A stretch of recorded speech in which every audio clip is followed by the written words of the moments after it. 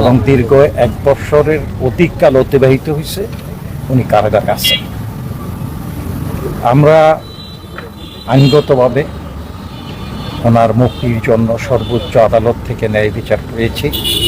সর্বোচ্চ মহামান্য হাইকোর্ট জামিন দেওয়ার পরে রাষ্ট্রপক্ষ জামিনের আদেশ স্থগিত করার জন্য চেম্বার জজে যান। মহামান্য আপিল বিভাগ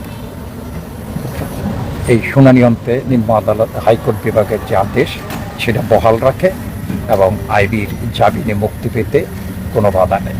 আমরা দীর্ঘ আইনি প্রক্রিয়ায় এই লড়াই চালিয়ে গেছি এবং ন্যায় বিচার পেয়েছি।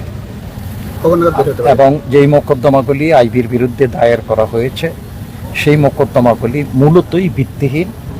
এই মোকদ্দমার সাথে মেয়র আইবি কোনোভাবেই জড়িত না।